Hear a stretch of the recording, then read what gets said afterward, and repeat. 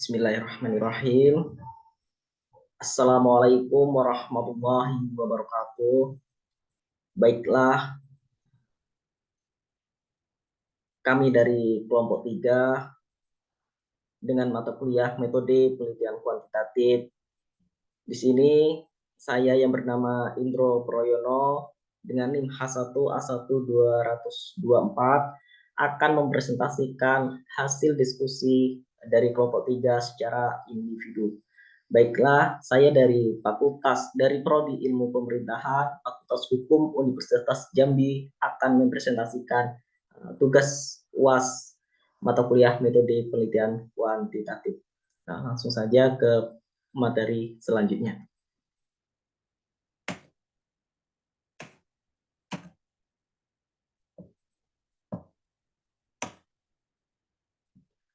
Persepsi masyarakat terhadap kebersihan lingkungan kawasan wisata Danau Sipin. Studi kasus wisata Danau Sipin.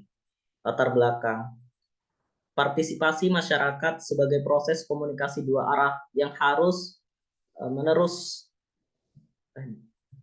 terus-menerus dapat diartikan bahwa partisipasi masyarakat merupakan komunikasi antara pihak pemerintah sebagai pemegang kebijakan dan masyarakat di pihak lain sebagai pihak yang merasakan langsung dampak dari kebijakan tersebut, sehingga keikutsertaan masyarakat tersebut menumbuhkan rasa memiliki terhadap proses menjaga kelingkungan, khususnya pelaksanaan program pembangunan yang ada di desa.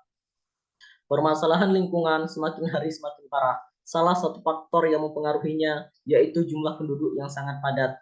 Kepadatan penduduk menghasilkan limbah atau sampah yang sangat besar.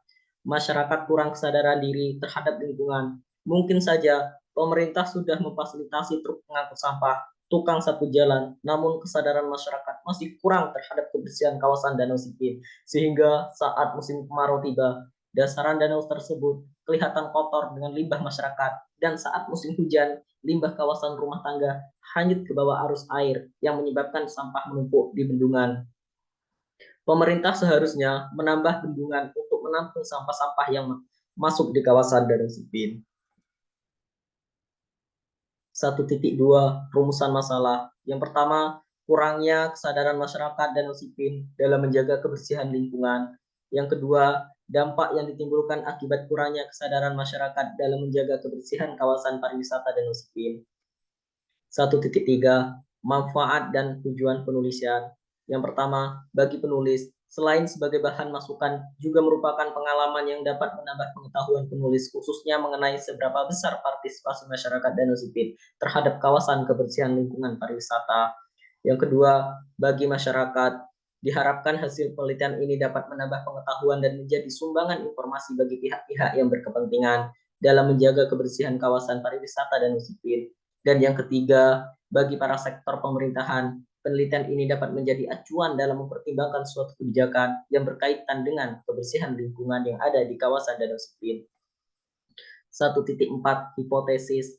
Hipotesis merupakan dugaan sementara yang selanjutnya diuji kebenarannya sesuai dengan model dan analisis yang cocok. Demikian hipotesis dalam penelitian tersebut dapat diperoleh sebagai berikut. Yang pertama, diduga adanya pengaruh berpartisipasi masyarakat dalam menjaga kawasan lingkungan pariwisata Danau Sipin.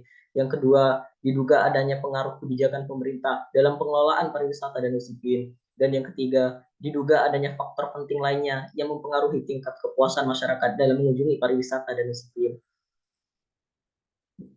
Kemudian landasan teori yang kami pakai yaitu 2.1 teori masyarakat.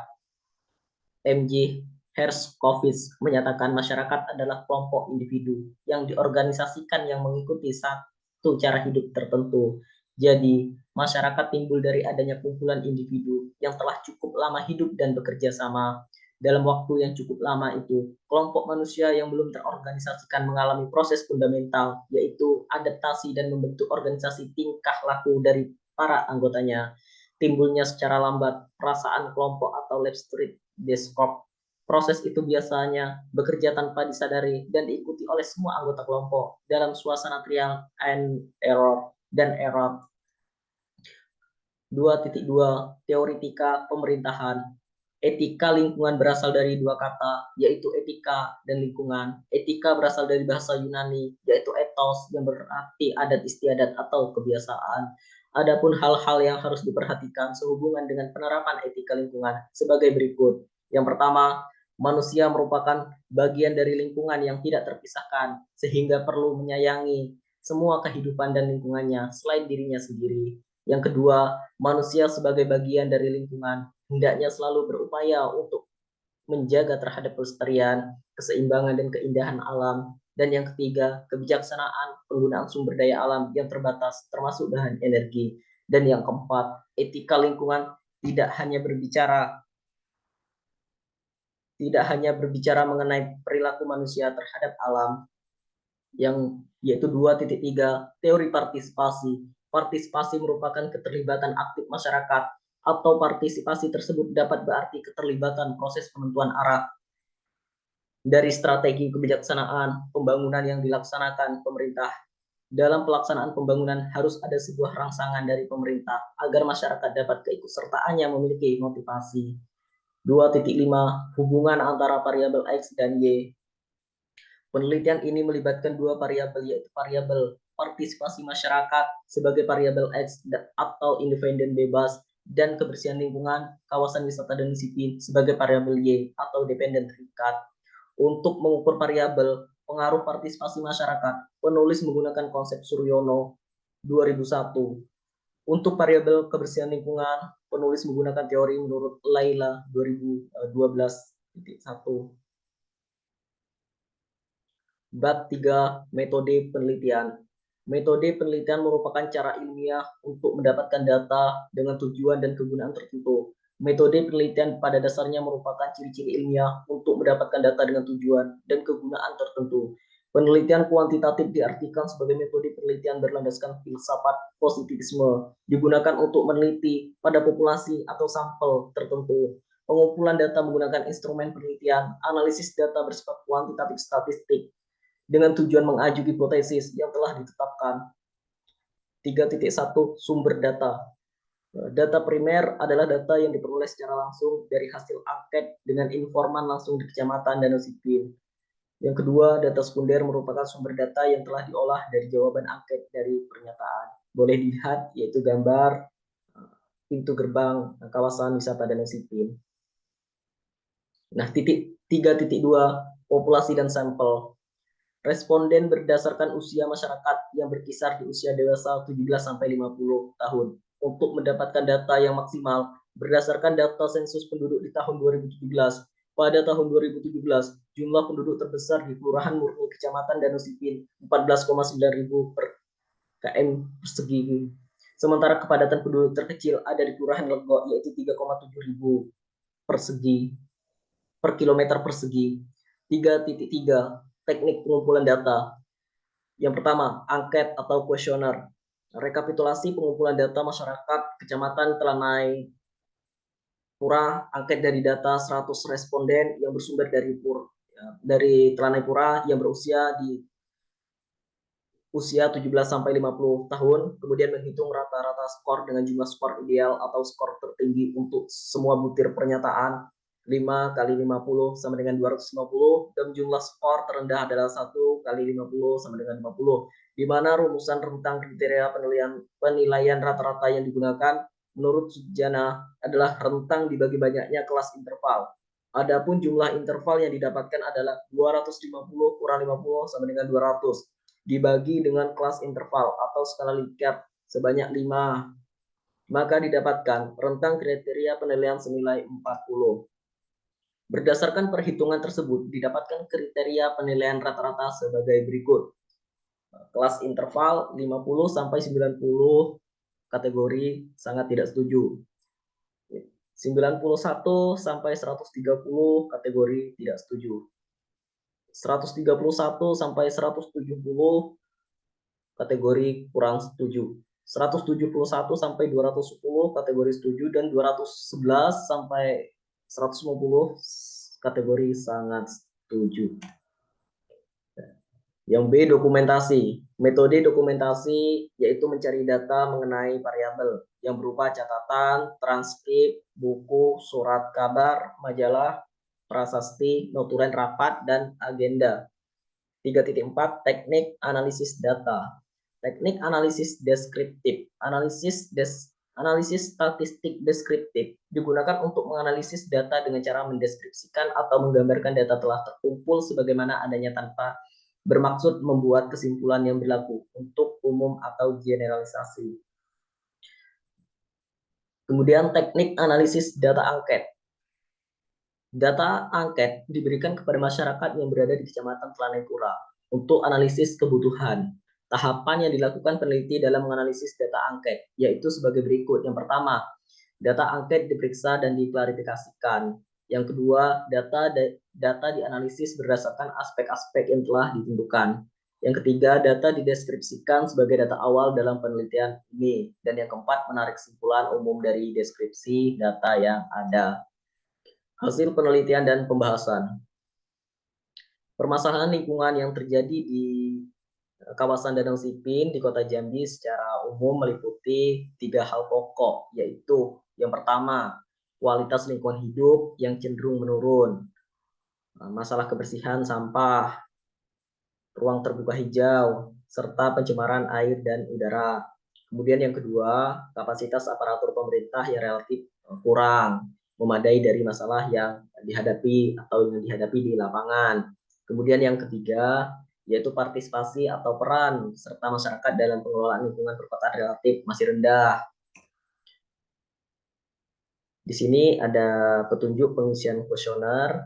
Yang pertama, angket ini terdiri dari 2 bagian, yaitu sebagai berikut. Yang pertama, bagian A terdiri dari identitas responden yang akan diisi dengan identitas masing-masing responden. Nah, yang kedua atau bagian B terdiri dari daftar pernyataan. Pada bagian ini, responden hanya memilih salah satu jawaban yang dianggap paling tepat atau paling mewakili jawaban responden dengan memberi tanda conteng atau ya pada kolom yang telah disediakan keterangannya sebagai berikut. SS sangat setuju, S setuju dan KS kurang setuju, TS tidak setuju dan STS sangat tidak setuju. Misal identitas responden saya sendiri nih. Nama Indro Proyono, jenis kelamin laki-laki, umur 20 tahun. Ya, begitu ya cara pengisiannya. Nah, selanjutnya di sini pertanyaan bagian B. Yang pertama, pemandangan di objek wisata Danau Sipin masih asri. Yang kedua, kebersihan di objek wisata Danau Sipin sangat terjaga. Yang ketiga, apakah Dinas Lingkungan Hidup sudah berperan penuh dalam melakukan kebersihan Danau Sipin? Dan yang keempat, apakah sudah ada fasilitas yang diberikan oleh Dinas Lingkungan Hidup dalam menjaga kebersihan pariwisata Danau Sipin? Yang kelima, apakah ada kebijakan pemerintah Dinas Lingkungan Hidup dalam mengadakan sosialisasi kebersihan? Dan yang keenam, sosialisasi mengenai pentingnya menjaga kebersihan di Danau Sipin. Yang ketujuh, apakah ada kerjasama antar Dinas Lingkungan Hidup dan masyarakat sekitar dalam mengembangkan objek wisata Danau Sipin demi tercapainya pengembangan wisata yang berkualitas? Yang kedelapan, tingginya perhatian Dinas Lingkungan Hidup untuk mengembangkan wisata Danau Sipin. Yang kesembilan, kebijakan Dinas Lingkungan Hidup memiliki program dalam mengelola sampah. Yang ke-10, Dinas Lingkungan Hidup memiliki mutu kerja yang tinggi dalam menangani pencemaran lingkungan. Yang ke-11, masyarakat bersikap ramah kepada para wisatawan. Yang ke-12, masyarakat dapat memberikan informasi yang jelas jika wisatawan membutuhkan informasi. Yang ke-13, masyarakat berpartisipasi dalam menjaga lingkungan. Yang ke-14, apakah masyarakat mau menerima kebijakan dari Dinas Lingkungan Hidup mengenai pengelolaan sampah? Yang ke-15, apakah masyarakat mendukung tentang pengembangan wisata di Danau Sipin? Dari pertanyaan di atas akan dijawab menggunakan kategori tersebut. SS sangat setuju, S setuju, KS kurang setuju, dan TS tidak setuju, dan STS sangat tidak setuju. Kemudian kesimpulan dan saran. Jadi kami di sini mengambil kesimpulan dapat menyimpulkan berdasarkan instrumen yang kami peroleh dari penyebaran kuesioner yang kami lakukan di mana hasil tersebut menyatakan Didapatkan total nilai sebesar 309,31 jawaban termasuk dalam kategori kurang setuju bahwa upaya pemerintah untuk menanggulangi dampak lingkungan yang terjadi di sekitar masyarakat seperti menyediakan tempat sampah, adanya ganti rugi terhadap masyarakat, memperindah danau sipil untuk menambah daya tarik para pengunjung, dan pemerintah memberikan fasilitas terbaik serta mengeluarkan kebijakan yang dapat menyelesaikan masalah tersebut dianggap belum sepenuhnya terlaksana dengan baik.